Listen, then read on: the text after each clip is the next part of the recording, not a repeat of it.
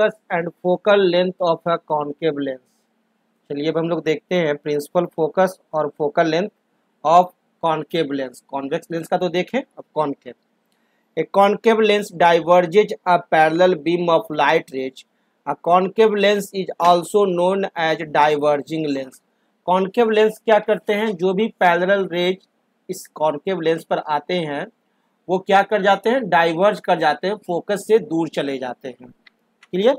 When A parallel beam of light raise falls on a concave lens, the rays will spread out or diverge after passing through the lens.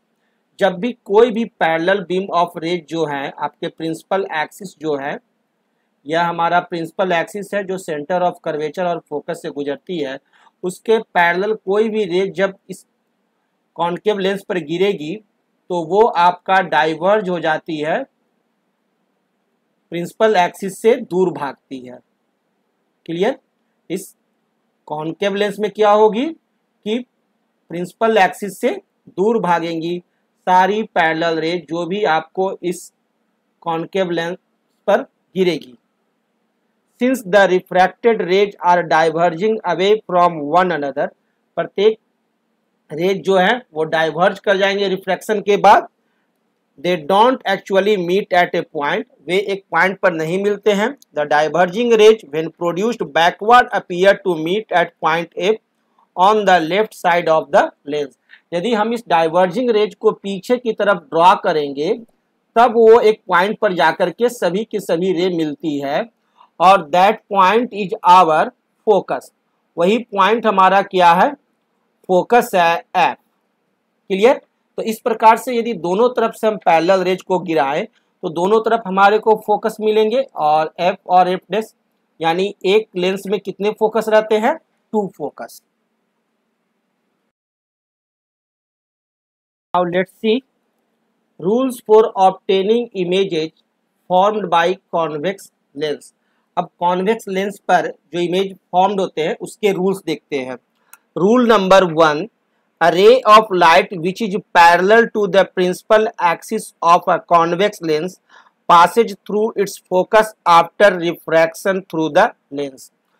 इस convex lens में आपका principal axis कौन है, ये line हमारा principal axis है। ठीक है, इस प्रिंसिपल एक्सिस के पैरेलल यदि कोई भी रे इस रे पर आकर इंसिडेंट होती है तो वो आफ्टर रिफ्रैक्शन वह हमेशा फोकस से गुजरेगी।